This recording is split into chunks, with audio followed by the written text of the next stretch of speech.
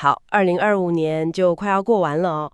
每年到这个时候回头看看，总会发现我们对这个世界的理解好像又多了那么一点点。今天我们想做的就是来一次这样的年度回顾。我们会从地球上一个最极端、最遥远的角落开始，然后把镜头一路拉远，看看全球发生了些什么。你准备好了吗？准备好了，这趟旅程会很有意思哦。我们会先深入南极的冰层底下，然后再回到我们比较熟悉的世界，看看希望与挑战并存的样貌。好，那我们就直接跳进主题吧。斯韦茨冰川位在西南极，这个名字你可能听过，但它的大小，真的很难想象。资料说它跟整个英国差不多大，但它有个更吓人的绰号，叫末日冰川。这听起来完全不像是科学术语，倒像是那种灾难片的片名。它到底是做了什么才得到这个称号？这个绰号确实很戏剧化了，但它背后的科学，一点也不夸张。科学家常说，斯威斯冰川是整个西南极冰盖的它的弱点，对吧？对，就是它的阿基里斯之踵最脆弱的那个点。你可以把它想象成一个巨大拱门的关键拱心石。如果这块石头垮了，那整个结构就有连锁崩塌的风险。如果整个西南极冰盖真的失稳，在未来几百年内，全球海平面可能会上升超过3公尺。3公尺耶！哇，这真的很难想象。这个数字是基于什么样的模型啊？是假设整个西南极冰盖都消失的情况吗？没错，这是最极端但物理上可能的情境。不过，就算我们先不看那么远，光是斯威茨冰川自己，如果它完全融化，就足以让全球海平面上升65公分。65公分。对，为了让你感受一下这是多大的数字哦。从工业革命到现在100多年，全球海平面上升的总量还不到这个数字的一半。所以一座冰川就可能造成比过去100年总和还严重的影响。等等，所以不只是它底部被温暖的海水掏空，等于它整个结构本身也出问题了。我读到资料说，冰川其实正在从内部裂开，这听起来更危险了。对，这就是问题的2个层面。从外表看，卫星数据显示，过去20年，冰川上的裂缝总长度增加了1倍多，从160公里变成超过320公里。这就像建筑物的外墙出现越来越多的裂痕。但更根本的问题发生在我们看不见的冰层底下。那底下到底发生了什么事？温暖的海水。国际斯韦茨冰川合作计划就是 ITGC 的研究团队，他们真的把探测器送到冰川底部，结果发现那里的海水温度竟然比冰点高了摄氏2度。高出2度，听起来好像不多但是在冰的世界里，这就是从固态变成液态的关键差异。而且我看到一个更可怕的机制，所谓的正回馈循环。这个部分我得请你解释一下，因为听起来实在太不妙了。这确实是整个故事里最让人担忧的部分。想象一下哦，温婉的咸海水从底部融化冰川，释放出大量的冰冷淡水。因为密度不同，淡水会往上升，咸水会往下沉。这个过程像有人在底下剧烈搅拌一样，产生了强烈的扰动。而这种扰动反而会把更外围、更温暖的海水像吸尘器一样吸到冰层底部来，造成更剧烈的融化。天哪！所以温暖的海水融化了冰，然后融化产生的冰水反而又把更多温暖的海水拉进来。这听起来完全是个恶性循环，根本停不下来啊。完全正确，这就是为什么科学家在2019年会在冰川底下发现一个面积跟2/3个曼哈顿一样大的空洞。那不是一天造成的，而是这个恶性循环持续运作的结果。冰川的根基就这样一点一点被掏空了。这让我想起资料里提到的那艘自主水下架具 RAN。他潜到冰川底下绘制了海床地图，那个发现简直就像是找到了冰川的黑盒子或历史记录一样。对，让我们看到了冰川的过去。他在海床上发现了160多道平行的山脊，就像树的年轮一样，记录了冰川过去每天随着潮汐呼吸和后退的痕迹。最惊人的发现是，在过去200年里的某个时间点，它的后退速度曾经高达每年2公里以上。每年2公里，对，是我们近年观测到速度的2倍。所以才会有那位科学家 Robert Larter 的那句名言，说四位之冰川现在是靠指甲尖勉强挂在那里 ，holding on today by its fingernails。这比喻对科学家来说还真强烈哦，非常强烈，但也非常精准。因为 RAN 的地图显示，冰川的前缘现在正好卡在一道比较浅的海底山脊上，这道山脊就像一个小小的门挡，勉强延缓了它的后退速度。一旦它退过这道坎，后面就是更深、更没有阻碍的海床。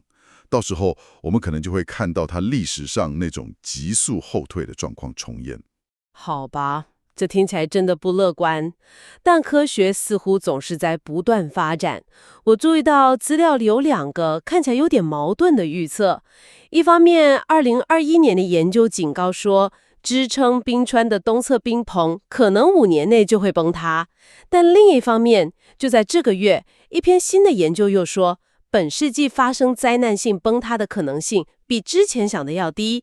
这到底该怎么解读？我们是该恐慌，还是该松一口气？这个非常好的问题，也正好点出了科学研究的本质。它不是非黑即白，而是一个不断修正、精进的过程。那篇最新的研究并没有推翻冰川正在加速融化的事实，它挑战的是一个叫做海洋冰崖不稳定性 （MICI） 的理论。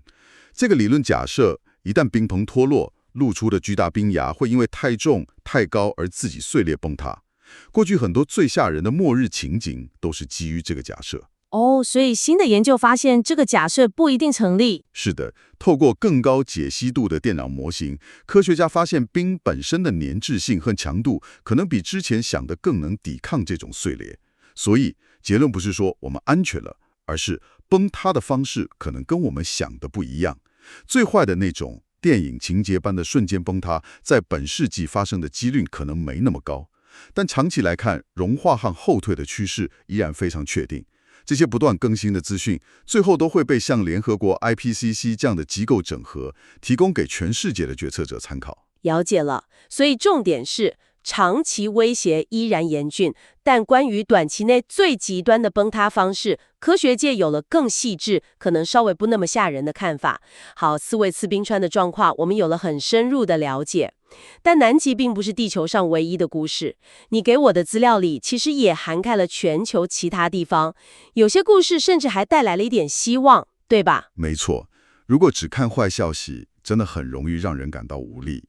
但事实是在世界各地有很多保育工作者正在默默地创造奇迹。我看到芒嘎贝那天复苏之路的文章，里面有几个故事真的让人很振奋，比如南非的开普秃鹫，他们的保育等级从濒危降到了易危。这真的很了不起，因为秃鹫面临的威胁非常复杂，从栖息丧失到被农药毒害都有。能成功扭转局面，代表保育工作的介入是全面而且有效的。还有一个我个人特别喜欢的故事，一种叫做坎贝尔龙骨玻璃蛙牛的生物，它一度被认为已经灭绝嘞。这听起来就像是从侏罗纪公园里复活的情节。对，生物学上称之为拉萨路物种 （Lazarus taxon）， 取自圣经里死而复生的拉萨路。这种故事特别鼓舞人心。它提醒我们，永远不要太快放弃，只要栖息还在，就有希望。科学家后来不仅重新发现它们，还成功圈养繁殖，现在已经把好几百只送回国家公园的家了。另外还有印尼的长冠八哥，野生数量一度只剩下6只，现在也慢慢恢复了。海了迁徙的白鹤，过去10年数量增加了快一半。这些成功案例背后有什么共通点吗？共同点就是没有奇迹，只有长期的努力。这些成果都不是偶然，而是数十年法律保护、栖息复育、反盗猎行动，以及像你提到的圈养繁殖计划，多管齐下累积而来的。它证明了一件事：目标明确的保育行动真的能带来改变。这确实是重要的提醒。不过，保育的成功往往是发生在一个充满人为问题的大环境里。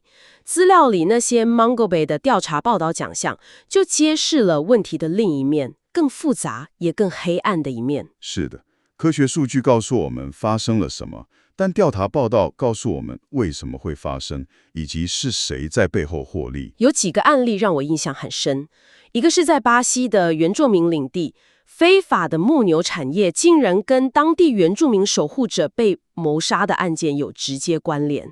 还有巴西的公立学校和监狱菜单上竟然有鲨鱼肉，而且还可能是濒危物种，这也太夸张了吧！鲨鱼肉这个报道特别值得关注，因为鲨鱼是海洋食物链的顶端掠食者，体内很容易累积大量的汞。把这种有健康风险的肉品提供给正在发育的学童，这不只是环境问题，更是公共卫生和伦理问题。这些报道的力量在哪里？揭露出来真的能改变什么吗？我看到还有一个案例，是有组织谎称自己有联合国背书，去骗原住民社群签下合约，放弃他们生灵未来几十年的经济权利。这天权就像是螳臂挡车，记者的笔怎么可能对抗得了这么庞大的利益系统？这就是新闻工作的价值所在。Mungo Bay 的创办人 Red Butler 有一句话说得很好，当可信的资讯自由流通时，就能让有权势者负起责任。这些报道就是流通的资讯。就以你刚才提到的非法牧牛案来说，报道刊出后，巴西的检察官公开表示，会将这篇报道纳为谋杀案的证据之一。哇哦，资讯变成了证据。对，这就是改变。这就带到了另一个更棘手的层面，政治。这篇资料有提到一个比较政治性的话题哦，像是川普政府据报曾有计划要解散美国国家大气研究中心，就是 NCAR 这样的顶级科研机构。我们保持中立，只是转述，但这确实引出了一个问题。这引出一个非常根本的问题：科学在一个多变的政治环境中应该扮演什么角色？像 NCAR 这样的机构是由美国国家科学基金会资助的，它的任务是进行基础研究，服务整个科学界和社会大众。它的存在就是为了确保，不管白宫主人是谁，科学研究都能有连续性和完整性。当政治力量试图干预或解散这样的机构时，威胁到的不只是几个研究案，而是整个科学过程的稳定和客观性。说得很好，哇！我们今天这趟旅程资讯量真的很大。我们从南极洲的冰层底下出发，看着一座比国家还大的冰川，理解了围绕它未来的科学是多么复杂又不断在演进。我们看到了科学家如何像侦探一样，从海底的痕迹和电脑模型中拼凑出未来的样貌。然后我们把镜头拉回全球，看到了那些在绝望中开出了希望之花，那些成功富裕的物种，证明了努力不会白费。同时，我们也看到了独立的新闻和科学研究在监督权力、揭露真相上扮演了多么关键却又多么脆弱的角色。如果要为2025年的环境状况下一个注解，我想复杂会是最好的词。一方面，像西南极冰层的融化，有些趋势一旦启动，可能就难以逆转，这让人焦虑。但另一方面，一个物种从濒临灭绝到恢复生机，又带来了实实在在的希望。关键是，我们要认识到我们的行动，无论是政策保育还是支持独立科学与新闻，都不是徒劳的，它们都能在这个复杂的系统中产生真实的涟漪。聊了这么多，从南极的冰聊到印尼的鸟，最后我想抛出一个问题让你思考一下。我们在讨论斯威茨冰川的时候，资料里其实有提到一些科学家正在构思的堪称科幻等级的救援计划。你是说那些地球工程的方案吧？没错，比如说在冰川前方的海床上建造一座巨大的人工海底山脊，把它卡住，或者部署一条长达80公里的海底帘幕去阻挡温暖的海水。